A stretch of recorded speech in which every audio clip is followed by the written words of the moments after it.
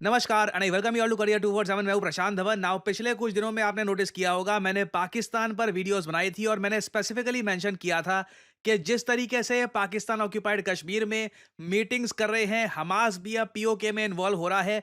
एक क्वेश्चन सामने आता है, is Pakistan planning something big? क्या कश्मीर को लेकर ये कुछ करने की कोशिश कर रहे हैं?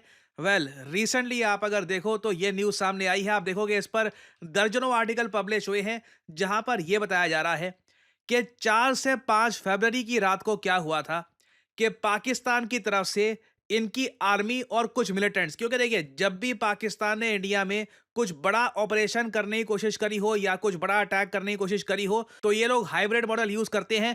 कुछ इनके आतंकवादी होते हैं, कुछ इनकी आर्मी के लोग होते हैं। ये दोनों मिलकर पीओके से इंडियन साइड में आने का प्रयास करते हैं और उसके बाद छुप के एम्बुश करके हमारे जवानों पे अटैक करते हैं। इस पर्टिकुलर केस में बताया जा रहा है क्या हुआ के साथ, अब अगेन ये जो नंबर है ये वेरी करता है। कुछ सोर्सेज कह रहे हैं कि 5 है, कुछ जगह आपको दिखेगा 7 है। पाकिस्तानी मिलिटेंट्स और इनके सोल्जर्स ये इंडिया में घुसने की कोशिश कर रहे थे। इनमें से एक का पैर पड़ गया एक लैंड माइन पर। अभी मैं आपको बताऊंगा, वैसे भारत ने 2021 में लैंड माइन बिछानी स्टार्ट कर दी थी पाकिस्तान चाइना बॉर्डर पे। उसका एक रिजल्ट हम देख रहे हैं।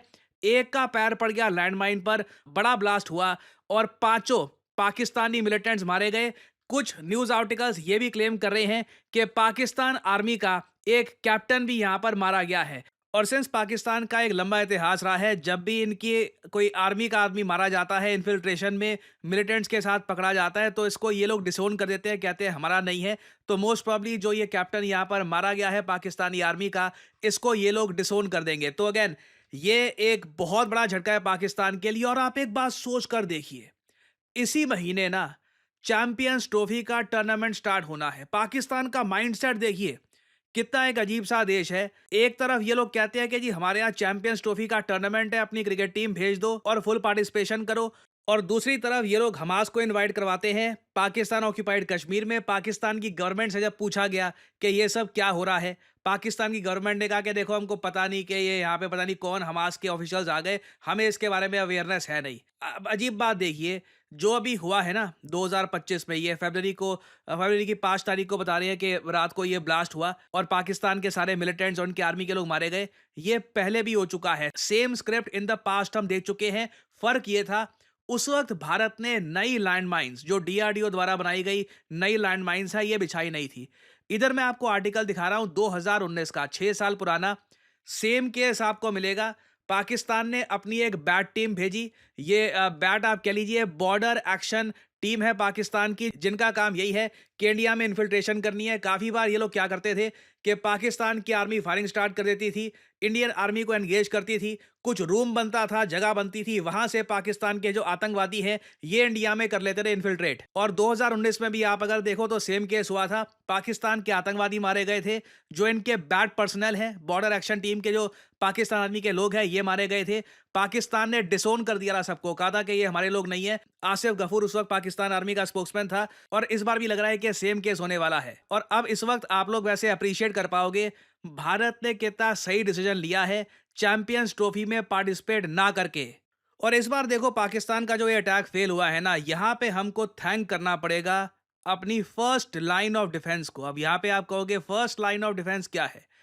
इस पर्टिकुलर केस में आज के समय अगर हम देखें, भारत की फर्स्ट लाइन ऑफ डिफेंस है भारत की लैंड माइंस। देखो हमें कोई शौक नहीं है कि हम लोग पाकिस्तान में जाकर कुछ करें, ठीक है। हमारे लिए इंपॉर्टेंट ये है कि अभी के लिए पीस मेंटेन रहे। और इसलिए भारत ने क्या किया था कि 2021 में ये फैसला किया कि हम लोग 7 lakh made in India land mines ये इंडक्ट करेंगे, ताकि चाइना और पाकिस्तान बॉर्डर पे हम इनको बिछा पाए। यहाँ पे आप देख पाओगे ये made in India land mines हैं। और उस वक्त काफी बड़ी ये न्यूज बनी थी। ये लैंड माइंस काफी जगह बिछ भी चुकी है। और ये जो made in India land mines है ना, ये स्पेसिफिकली जो पाकिस्तान के इन्फिल्ट्रेटर्स हैं इनको ध्यान में रख के बनाई गई है। और अगर आप सोच रहे हैं कि लैंड माइंस तो प्राइमरली टैंक्स के लिए होती है ना, तो इसका आंसर है नहीं। लैंड माइंस देखिए, एंटी टैंक लैंड माइंस भी होती है, एंटी पर्सनल लैंड माइंस भी होती है। पाकिस्तान के केस में ऑब्वियसली हमको बहुत सारी एंटी पर्सनल लैंड माइंस भी चाहिए थी। और इंडिया आज के समय इतनी लैंड माइंस बिछा चुका है most probably line of actual control के आसपास, कि अब पाकिस्तान इन्फिल्ट्रेट करता है तो 7 लोग आ रहे हैं, एक आदमी का पैर तो पड़ता है इस लैंड माइन पर, और फिर आप समझ सकते हैं क्या होता है, इंस्टेंट कर्मा। मगर एक लार्जर पिक्चर अगर हम देखें, यहाँ पे ठीक है, चलो पाकिस्तान ने कोशिश करी इन्फिल्ट्रेशन करने की और ब्लास्ट हो गया, लैंड माइन ने इस बार भारत को फ़ायदा पहुँचा दिया। मगर जैसे आप लोग जानते हैं, मैं जानता हूँ, जो मेंटालिटी है इनकी, 2019 के इंसिडेंट के बाद भी ये लोग नहीं रुके थे और मोस्ट प्रोबब्ली 2025 के इंसिडेंट के बाद भी ये लोग नहीं रुकेंगे। अभी ये लोग काफ़ी प्रयास मोस्ट प्रोबब्ली करने वाले हैं इन्फिल्ट्रेट करने की इन द इंडियन साइड। और अगेन देखो, मैंने जो रिसेंट वीडियो बनाई थी ना, ये कितना इंपॉर्टेंट टॉपिक था। आज के समय अब आप देख रहे हो, इस पे इतने आर्टिकल्स पब्लिश हो रहे हैं इस टॉपिक पर कि हमास पाकिस्तान ऑक्यूपाइड कश्मीर में ना पहली बार दिखा है हमको। पहली बार हमास फिलिस्तीन के झंडे, और वो भी एक ऐसे टाइम में जब डोनाल्ड ट्रंप ने डबल डाउन करके अभी रिसेंटली बोला है कि मैं फिलिस्तीनियों को गाजा से हटा दूंगा। इधर आप लोग देख पाओगे article, Donald Trump doubles down on kicking Palestinians out of Gaza. और मैं फिलिस्तीन में प्राइमरली मैं गाजा पट्टी में देख रहा था। कई लोग तो अब ये कह रहे हैं, मैं छोड़ के नहीं जाऊंगा, मैं अपनी धरती छोड़ के नहीं जाऊंगा। और बिल्कुल ये अमेरिकन्स को और ट्रंप को अपने दिमाग में ये बात डाल देनी चाहिए, put this in your brain, I won't leave. और हमास, अगेन ये आप इमेजिन करके देखो, ये गाजा के लिए सबसे बड़ा एग्जिस्टेंशियल थ्रेट है अभी के लिए। अब इसराइल ये नहीं कह रहा कि हम बॉम्ब करेंगे, अटैक करेंगे। सीधा सीधा आप अगर देखो तो इसराइल ने कंप्लीटली बैक किया है ट्रंप के प्लान को और अपनी मिलिट्री को ऑर्डर दे दिया है कि तैयारी कर दो, जो फिलिस्तीनी लोग हैं ये गाजा छोड़ने वाले हैं या फिर इनको खदेड़ के निकाल दिया जाएगा। ऑफ कोर्स ये लोग कह रहे हैं आई वोंट लीव, बट आप समझ सकते हैं जब इसराइल की आर्मी जबरदस्ती इनको निकालेगी तो ज्यादा कुछ ऑप्शन इनके पास बचेगी नहीं उस पर्टिकुलर केस में। तब भी आप सोच कर देखो कि हमास के ऑफिशियल्स को अगर बुलाया जाता है पाकिस्तान ऑक्यूपाइड कश्मीर में, डेफिनेटली पाकिस्तान कुछ यहाँ पर बड़ा प्लान कर रहा है and India should be ready. और फ्रैंकली स्पीकिंग, मैं तो यहाँ पर ये क्वेश्चन भी उठाऊंगा कि अगर स्थिति ऐसी है, ये इस तरीके से इन्फिल्ट्रेशन करने की कोशिश कर रहे हैं, क्या इंडिया को जेन्युइनली पाकिस्तान के साथ एक टूर्नामेंट में खेलना भी चाहिए या नहीं? क्योंकि यहाँ पे आप देख पाओगे इस आर्टिकल में ये भी लिखा है कि इंडियन इंटेलिजेंस ये भी रिपोर्ट कर रही है कि no less than 80 to 100 foreign terrorist assembled on launch pads in Jammu Kashmir to create mayhem in India this summer. Hamas से या फिर और जो इलाके हैं मिडल ईस्ट के, वहां से 80 से लेकर 100 बिल्कुल रेडिकल माइंडेड लोगों को पाकिस्तान लेकर आया है अपने लोगों का मनोबल बढ़ाने के लिए, और धीरे धीरे इंडिया में इनको इन्फिल्ट्रेट करवाने की कोशिश करेंगे। This is a huge cause of concern for India and I think ये टॉपिक आने वाले समय में काफ़ी न्यूज़ में रहेगा और मैं आपके लिए इस पर अपडेटेड वीडियोस लाता रहूंगा। और फाइनली आप लोगों से यहाँ पे सवाल पूछूंगा, देखिए वो कौन सा देश है जिसने रिसेंटली अनाउंस किया है कि बहुत ही जल्द ये यूनाइटेड नेशंस के ह्यूमन राइट्स काउंसिल को छोड़ देंगे? ये है यहाँ पे आपकी ऑप्शंस, यूके, यूएसए, कनाडा या चाइना। कमेंट सेक्शन में करिए उत्तर। जो लोग देंगे सही आंसर उनकी कमेंट को मैं दे दूंगा हार्ट, ताकि बाकी लोग समझ पाए कि सही उत्तर क्या है। अगर आप एक्सिस बैंक में एक डेप्यूटी मैनेजर की पोस्ट में काम करना चाहते हैं, जहां पे आपकी एनुअल सैलरी मिनिमम होगी 5 लाख रुपए पर एनम, साथ में वेरिएबल और इंसेंटिव्स वगैरह ऐड करके कुछ 6 साढ़े 6 लाख के ऊपर हो जाएगी। नाउ एक्सिस बैंक के डेप्यूटी मैनेजर आप कैसे बन सकते हैं, इसका प्रोसेस मैं आपको बताता हूँ। पहली बात तो देखिए आपको करना क्या है। जो वीडियो अभी आप देख रहे हैं इसके डिस्क्रिप्शन या फिर कमेंट सेक्शन में जाइए, इधर आपको लिंक मिल जाएगा, boost your career in banking sector with Axis Bank programme.